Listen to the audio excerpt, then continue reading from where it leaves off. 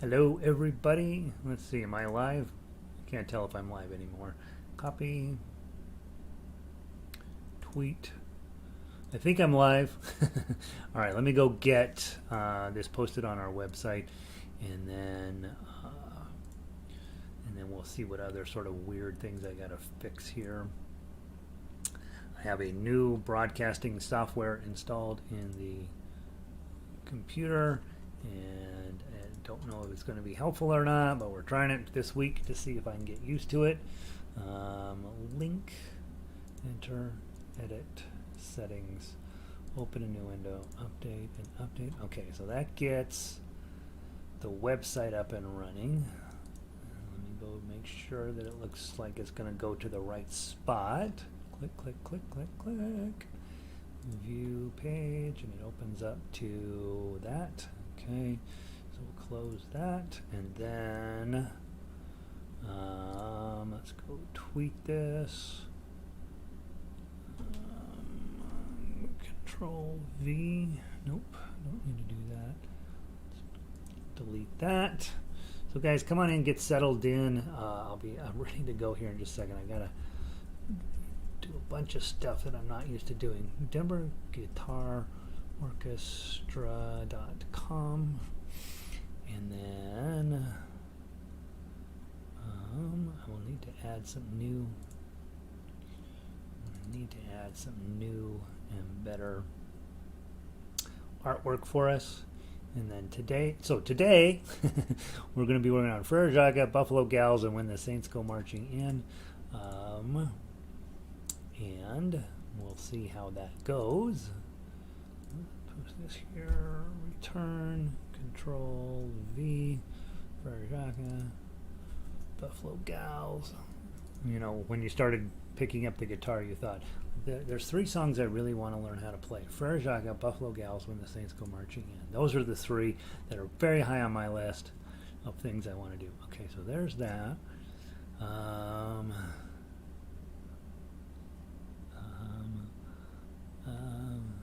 Let's see, there's that.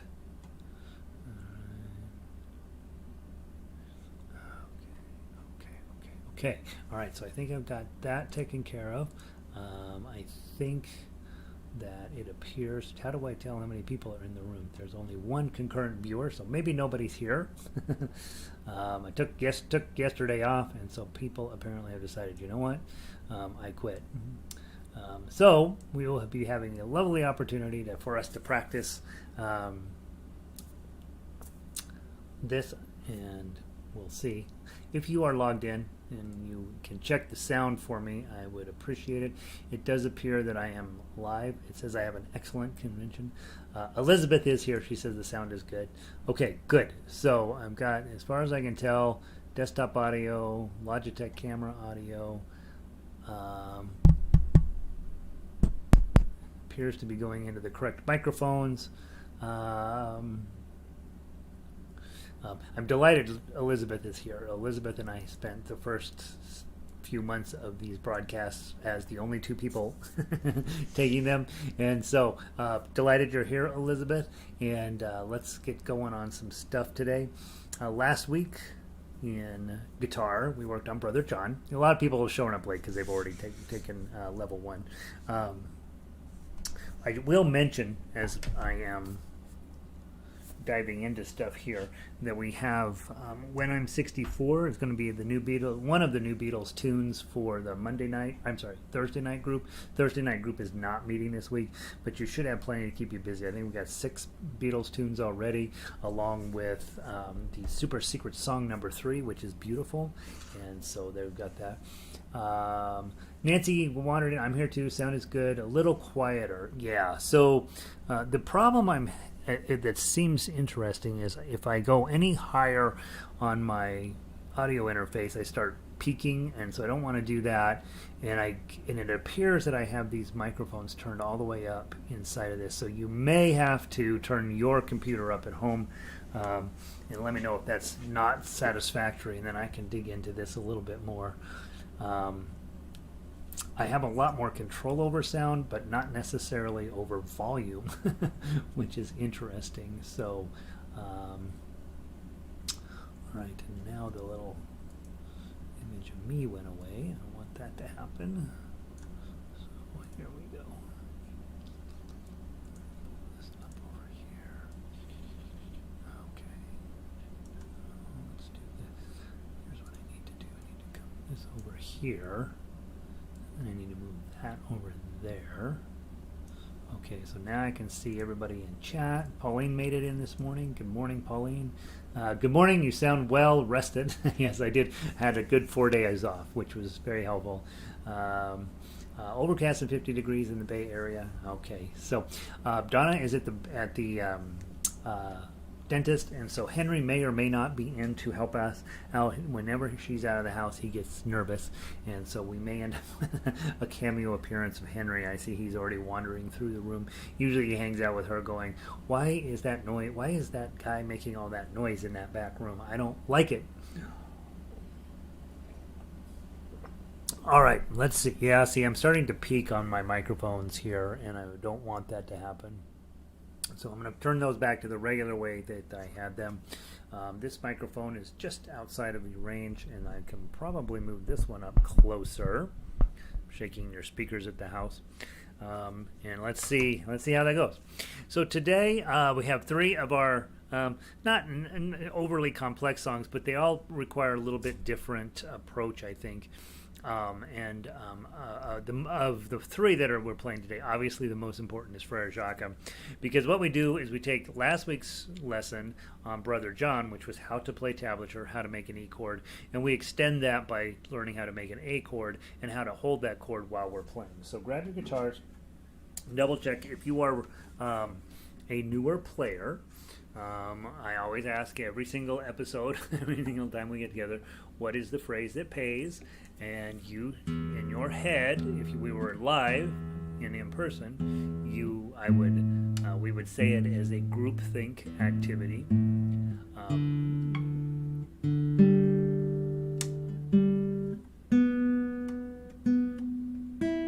We've been having all kinds of challenges with humidity here in Denver, so I will tighten it up today, and tomorrow I'll loosen it up again. Phrase that pays: Eddie, 8, dynamite, goodbye, Eddie. Eddie, 8, dynamite, goodbye, Eddie. EADGBE. Okay, Pauline says her connection is okay. Elizabeth, getting circles on and off again. Is that happening? All right, so Evelyn made it in. Guys, let me know if sometimes Elizabeth has a little bit more challenge with the internet than we wish she did. I'm trying to figure out where I'm supposed to be.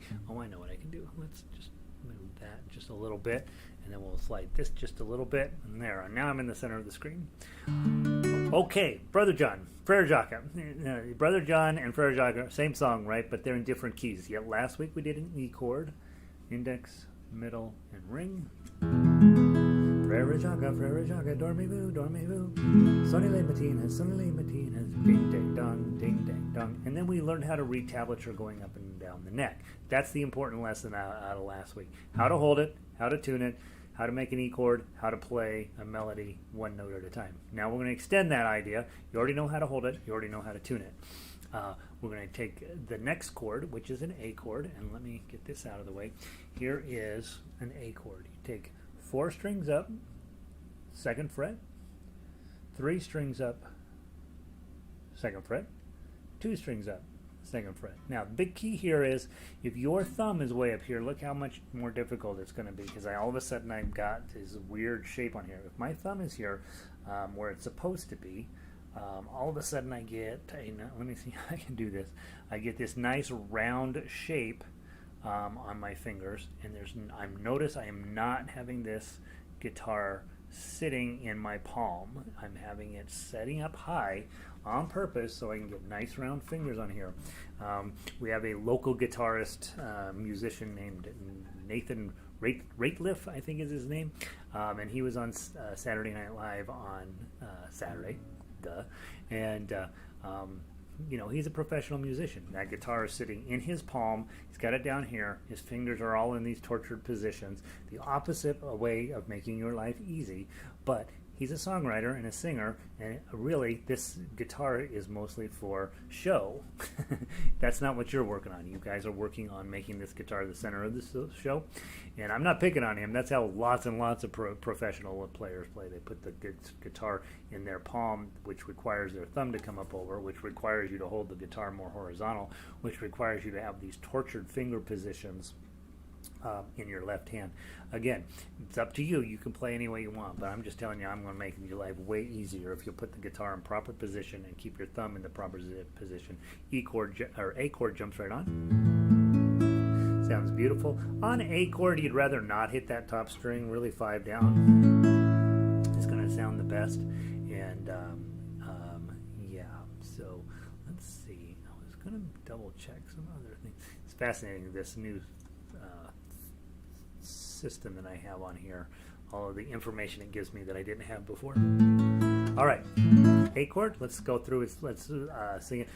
If you're new, you're strumming 4, 1, 2, 3, 4. If you've been around a while, you are plucking 4, 1, 2, 3, 4. And if you've been around longer than that, you are arpeggiating 8, 1, 2, 3, 4, 1. Okay, I'll play it two times through, and I'm going to sing. It's never good. 1, 2. I'm Nate Rateliff right now. Rateliff. 1, 2, 3, 4. Frère Jacques, Frère Jacques, dormez-vous,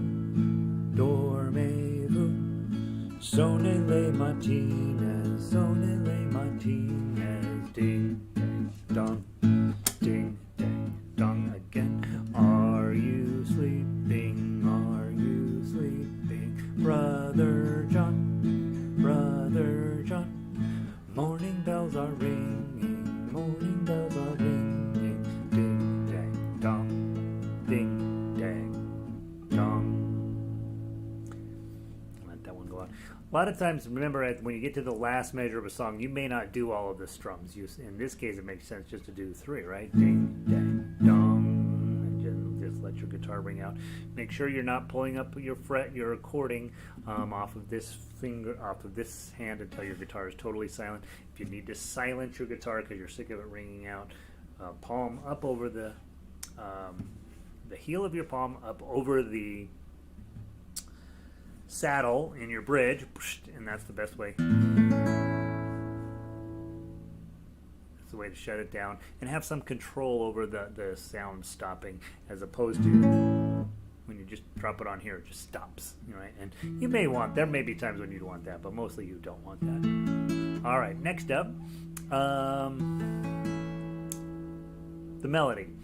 I recommend when we get to this melody, and certainly the next one, that you just go ahead and grab your A chord. Okay, that means you've got the 2 on the 4th string held down, the 2 on the 3rd string held down, and the 2 on the 2nd string held down. We are going to be making some modifications to this ring finger. At one point we're going to slide it forward up to 3, at one point we're going to take it off, and at one point we're going to drop it down onto the 1st string. But other than that, these 2 fingers are never going to need to move, and we're going to be able to pluck out the melody much more efficiently. If you are newer, just use your thumb to pluck the melody.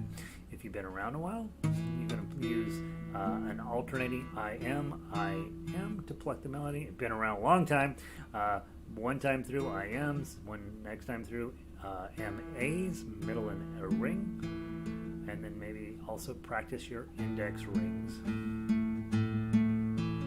And that, of course, as you guys can tell lately, my emphasis is on talking about that exact thing, because that's what I'm working on in my own personal guitar stuff, is working on I am, and then am I, M, A, M, A, and then finally I, R, and R, I.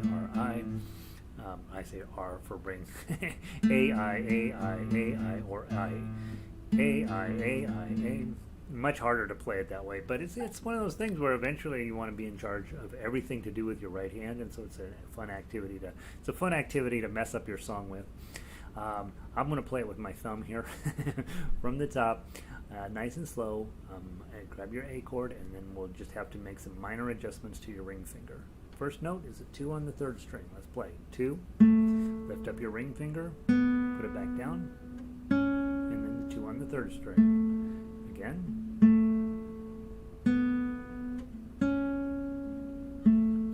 second string, slide it forward to the 3, and play the open first string. Again, slide your ring finger back, slide it forward, and then first string. Okay, now we've got a 0 on the first string, ring finger down to the 2, take it off, put it on the 3rd fret of the 2nd string, pull it back to the 2nd, and then play the 3rd string, you're already holding it down. Do it again.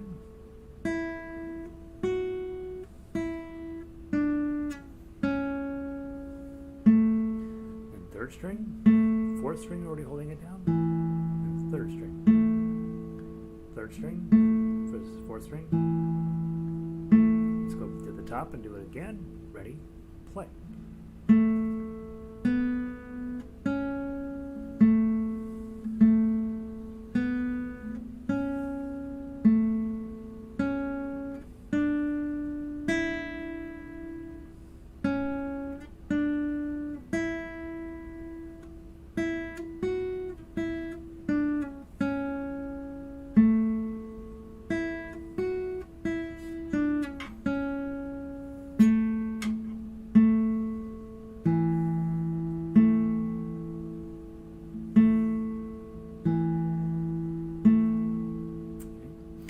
You guys have been around a while, you are already seeing how already at this level we're playing full-on chord melody arrangements just by playing that.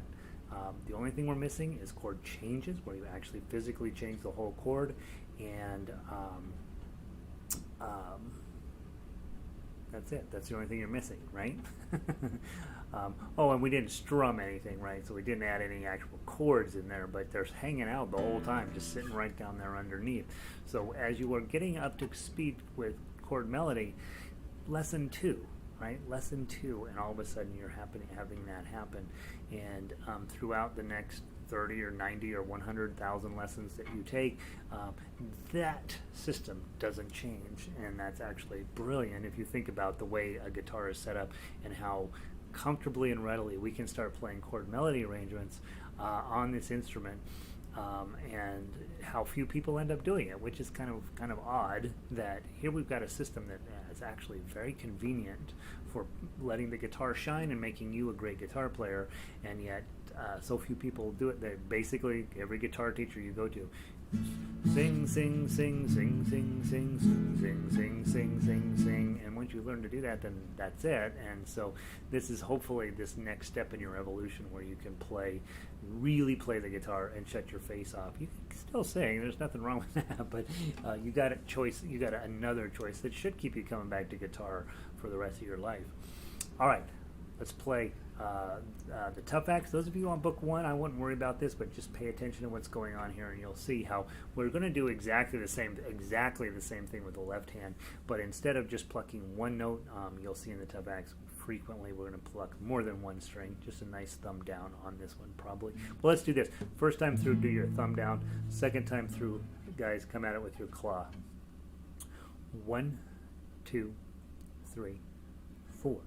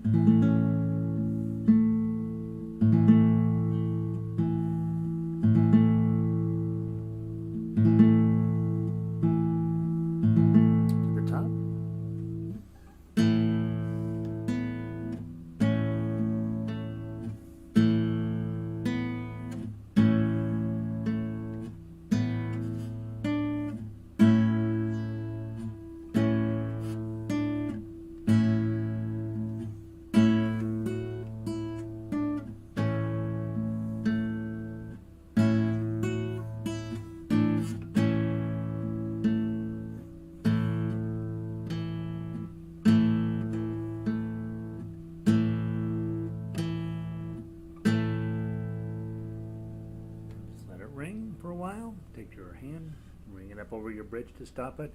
And isn't that lovely? Again, everything you're going to need to know to play advanced chord melody arrangements is sitting on this page, with the exception of switching chords. And those of you guys who've been around a while, you know, probably you're thinking, hey, what can I do to make this interesting to me? What if I did it finger style when I...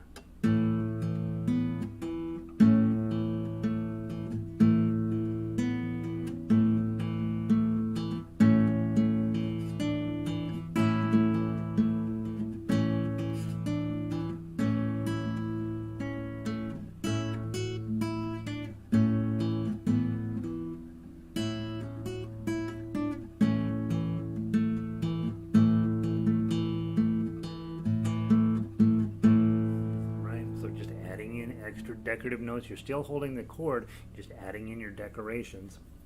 We did that in ukulele class where we called it Frère Jacques painful. Douloureux is the word for painful in French, and we just added in a whole mess of notes in between the main notes, always a little bit lower pitched than the melody note. So if your melody note's a 2 on this string, you have this, that string, and that string. There's possibilities to add in decoration around the tough axe arrangement. That's why I don't call that chord melody. I don't call it finger style, because it's really tough axe is sort of this last stop before finger style, where we are taking sort of the chords, sort of the melody, sort of combining it all together, making it all make sense, and that sets you up for success for turning it into something really fancy. And I would be practicing those skills on this level so that when you get to, you know, the songs you really want to play, you already have those skills in place. All right, that's enough on Frère Jacques for today. If you missed last week, we covered the basic structure of how all the sheet music works and all of that stuff. So go back and review some of those videos from last week. And all right, let's move on. Our next song today is, by the way, we'll be playing Frère Jacques all week long. So if you have questions as you're working on it, you're like, I want to know more about this or that, tomorrow will be an excellent time to work on those. Book 2, we're going to go grab Buffalo Gals. So Buffalo Gals, 1844.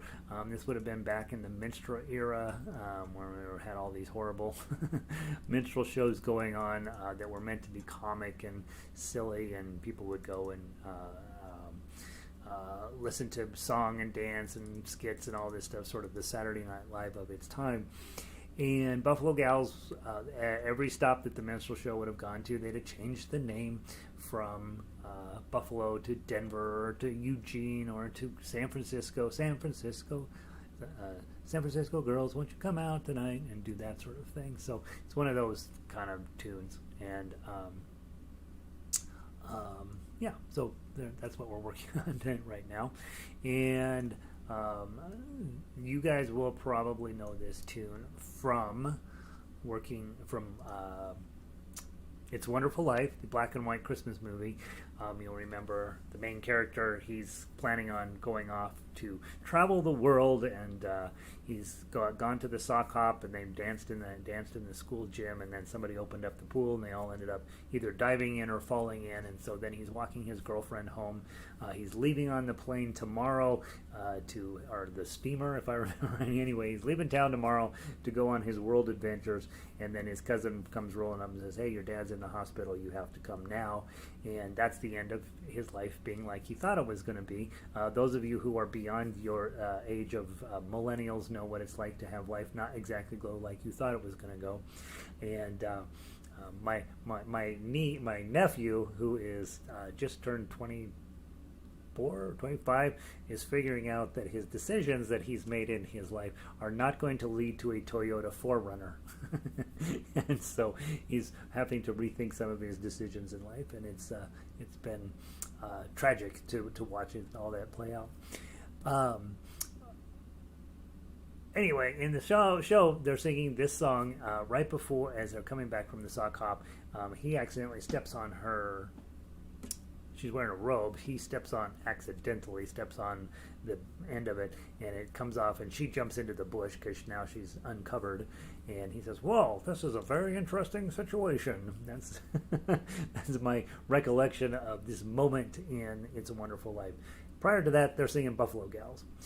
For us, as guitarists, we got to have our G chord on. Book 1 people, this is you've successfully completed book 1. This is your chord, last chord in book 1.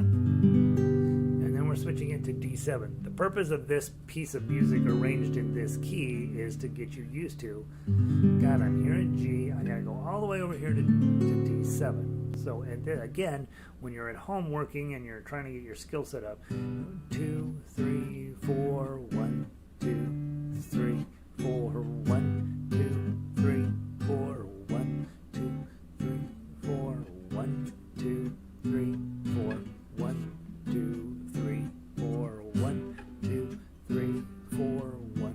Let's go. 4, 1, 2, 3.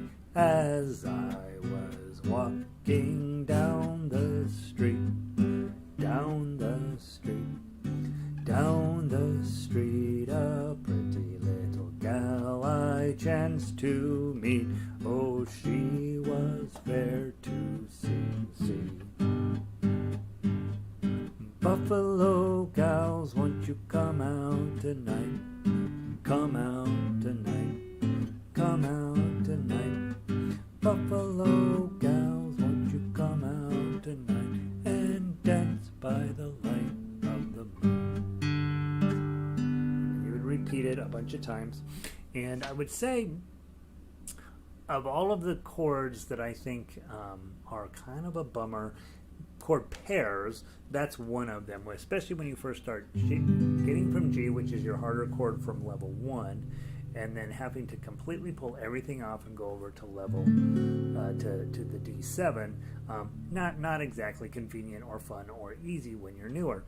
The thing about that, however, is so much music on guitar is written in G that you are going to be going to both this D and that D back to G. So it's going to come up a lot. So this is a great song to work on that. And sounds nice.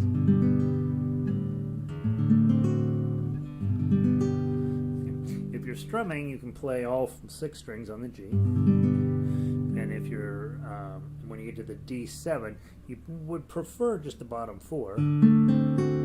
But you can grab the A string here. It's not going to hurt anything. Just sounds a little bit off. You don't want to hit the top string on a D chord because that's an E note and it'll sound bad. And that's why you'll see a lot of electric guitar players wrapping their thumb up over to turn this G string into an A string, and then, I'm sorry, E string into an F sharp. Sorry, duh.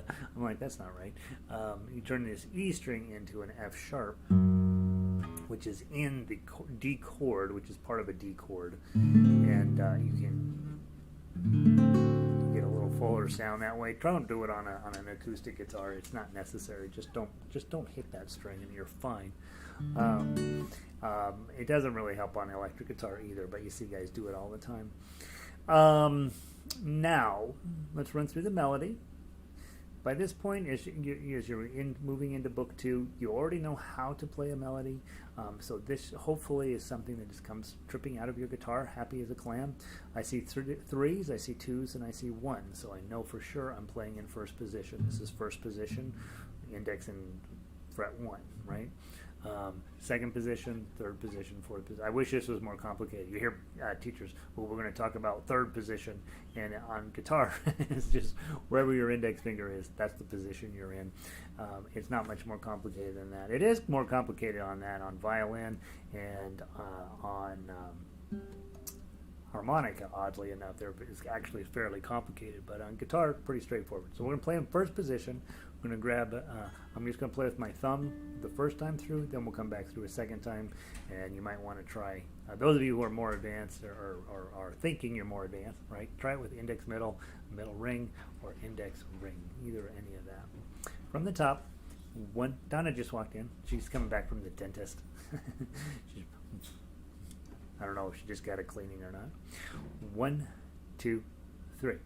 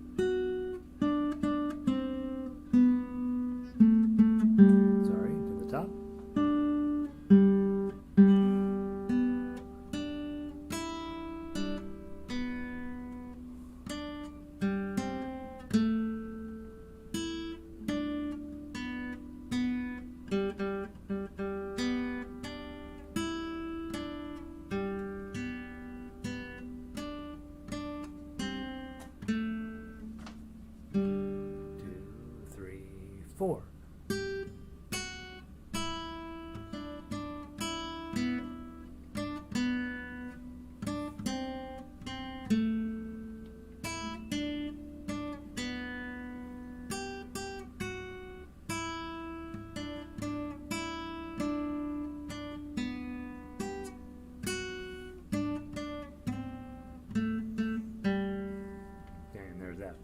Notice when I switch to these two fingers, I start making a lot more mistakes because a lot more stuff's going on in my noggin. That won't be true forever. The more I work on this, the easier that will get.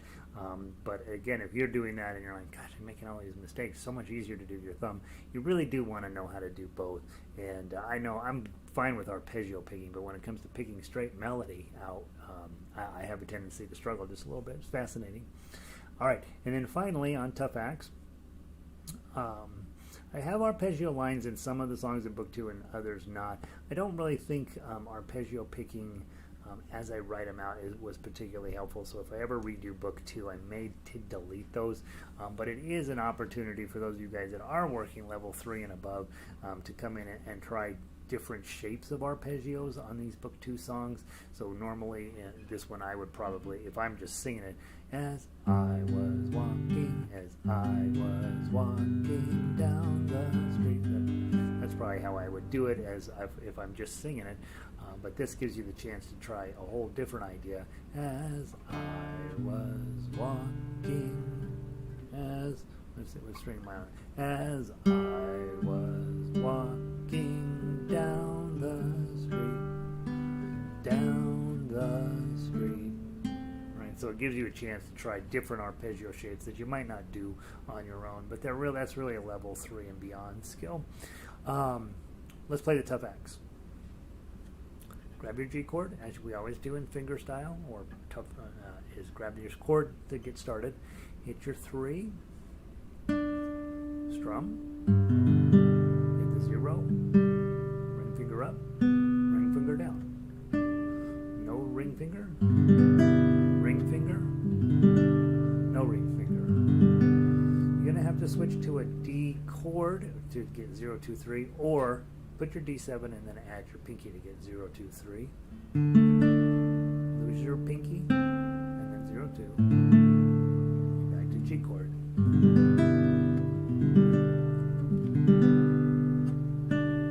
G chord.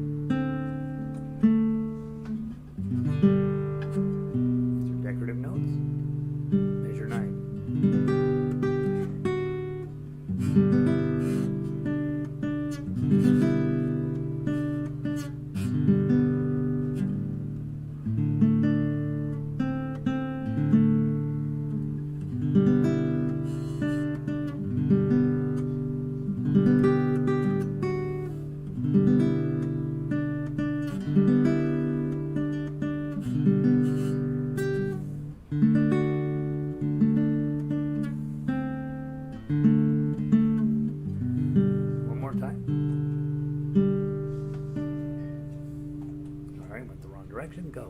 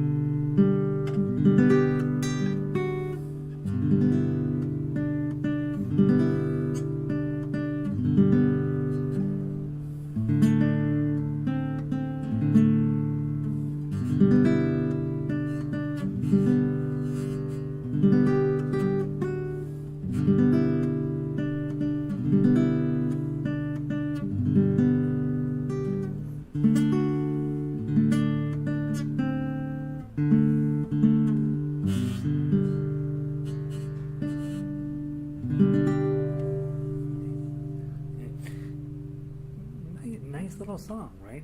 It's meant to be more fun probably than that, but we don't care as instrumentalists, right? We want to play it. Everything that sounds like a rock ballad, and it ends up sounding a little bit like that. Big takeaways from this is one, getting from G to D, D7 in this case, and obviously when you're playing singing, you're just going to grab your D7, but you'll notice in the tough acts, you often will have to grab you'll have to grab the D chord and then switch to the D7, which is kind of awkward, or put your D7 on and use your pinky to create the D chord, and then you can just take the pinky out to get to your D7. So there's that. Yeah, so there's that. On my lessons it says 3-finger arpeggios. Again, with arpeggios, we'll work on that on every level all of the time, so probably don't need a ton of that. Warren made it in. Hi, Warren. Glad you made it in today. So kind of a weird time of day for Warren over there, early in the morning in Australia. Glad you made it. Okay, on to the final song of the day. We've got 10 minutes to cover it, which is delightful. We're going to go into When the Saints Go Marching In, and I believe that actually was in the original Book 3, so let's go find it.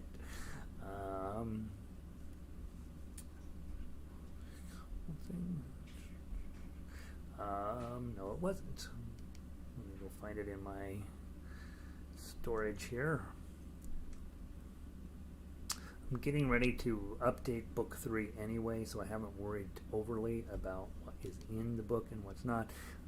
Some of you guys have already got Book 3 as a book, and then of course I've been making changes to it and updating it and all this, and so there's a different group of songs in there now than was originally in there, and this one will for sure be in there. I think it showed up later, maybe that's why I didn't make it. With When the Saints Go Marching In, old spiritual, right? But the idea is kind of joyous, right? It's not. It's supposed to be a little bit upbeat, up tempo. With this one, you guys get an opportunity to deal with C, F, and G. We talked at the end of Book 2. We talk about F chord. Okay, everybody hates it. And then, but F chord will always be hanging around anytime stuff's in C. Hey, Vic. I thought maybe you quit guitar and had taken up bagpipes. So anytime you're in C, use your music theory-wise. If you're in C, you might have a D minor, you might have an E minor. They're less common, but those might show up. But you for sure, C, you're going to have an F, you're going to have a G, and almost always an A minor. So those are your, what they call principal chords in the key. So when you're in the key of C, C, D, E, F, G, F and G, okay, those for sure are going to come on, and in this song they do, and then you're also going to end up a lot of times with an A minor. Now there isn't an A minor in this tune, but we wouldn't be surprised to see that show up. Double check your chord shapes, and remember, thumb in the middle of the neck, right behind the middle finger. You'll be working harder if your thumb, which I used to do forever, I used to have the thumb behind my index finger, and it turns out the leverage necessary isn't ideal. This came through reading classical guitar books. They're like, you know what, just move it up and behind your middle finger. Your leverage is a lot more solid that place. So, okay, there's your C chord. Avoid the upper string. Not the end of the world if you hit it. You're going to go to G7, okay? So this is one of the less pleasant shifts. You'll see a lot of singers use this with a capo. This goes down one, and these go up two. And back. Now in this tune, there is a C7 that sneaks in at measure 11. If you're singing, you may or may not want to play this C7, but if you're instrumental, you have to. And that's your pinky's going to go down on that third string. You hear the tension. Here's a regular C chord. Right? Easy to get along with. Exactly what you'd expect out of a nice chord. But when you add on your pinky there, you get that whang in there. That's what the C7s are like. Oh, a little bit of drama, and the purpose of a seventh chord is to resolve. I'm going to resolve to the next page with an F. It's it's interesting because we're not done resolving. We're now, we've taken that C7, created some tension, resolved it to an F, and now somehow we have to get back to the main idea in the song. So we're going to go F to C to G7 back to C. Okay, and you're going to do 2 measures of F. Again, F chord's a bummer. It's just part of what we do. It's an E chord. Okay. Slide it up 1, add a bar. Okay. If you slide it up to 3, you get a G chord. If you slide it up to 5, you get an A chord.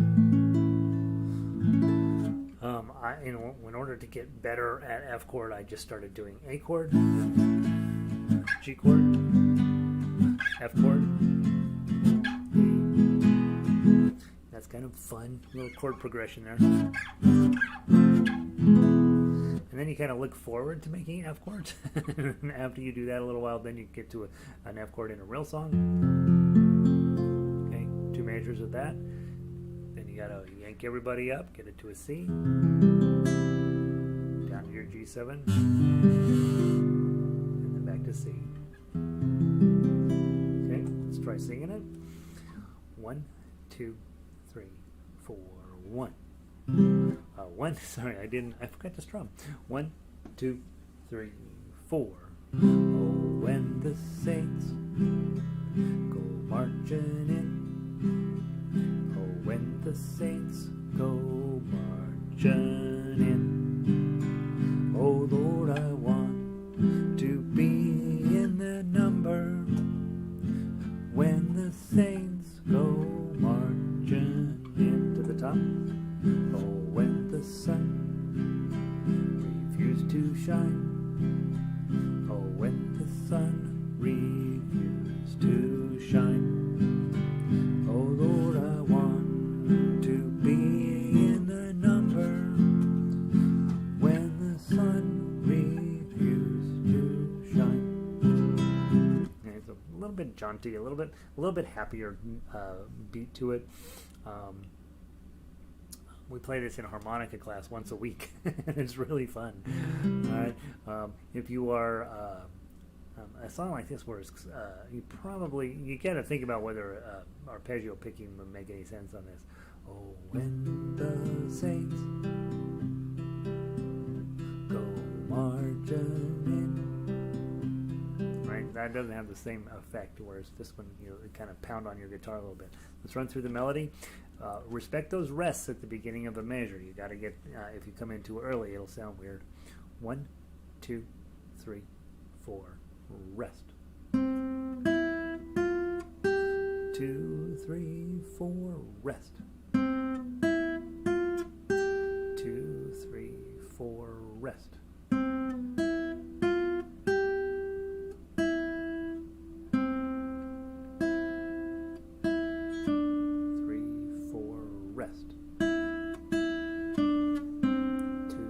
3,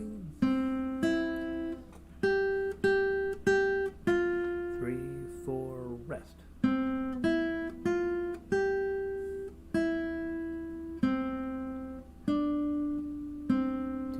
3, 4 again. Okay, so there's that. Next, then finally, we just have time to run through the tough acts one time. Grab your C chord. This, obviously, when we're in C chord, you got a pretty challenging song on your hand. Okay, let's give it a try. 1, 2, 3, 4.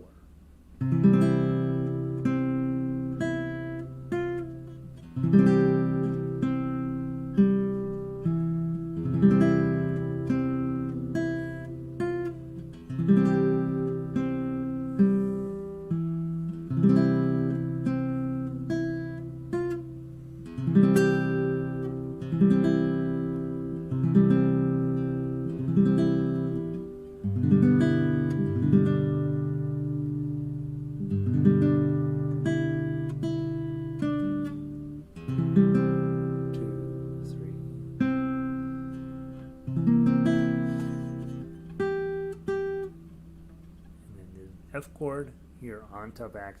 Just do 1, 2, 3 in your pinky.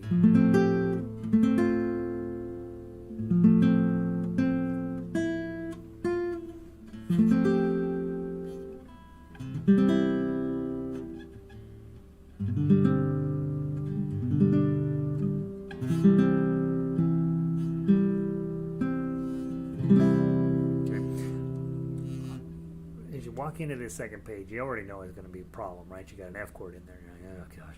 So I would spend a little bit of time, extra time, thinking about, okay, so if I'm going to come in, you could do a full F chord there, but you have no way to get to that C chord there. G note, which is right there. So then you start thinking, all right, I gotta use this pinky to get to that note there. So what does that mean for this? Well, this guy's gonna have to be plugged down, drop down here and drop down there. So basically what you have is this one's covering 2, these are covering 2 strings, and then fret 2, fret 3. And this is not a bad thing to know. This is a F chord, right, without all of the work. This covers 2 strings, middle, ring. And now you have your pinky available to make your G note. Okay. And then the next one there, the only thing that matters is getting some type of F chord in there. And then you go back to the main idea of the song. Or, I'm sorry.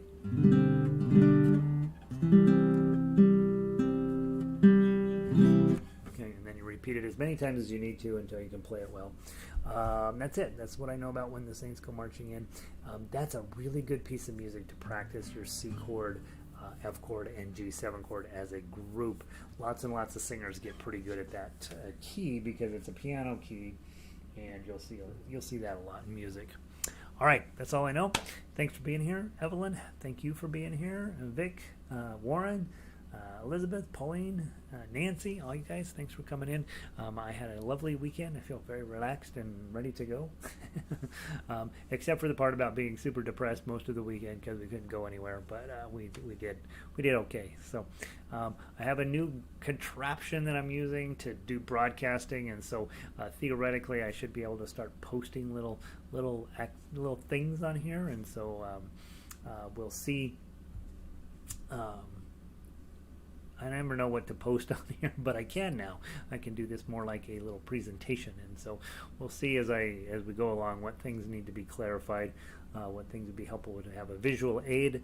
I think the most thing that helps is just practicing, right? That seems to be it. So, all right, I'm going to pull the plug. Thank you guys for being here. I'll see all of you tomorrow or some later today, and I'm going to stop the stream.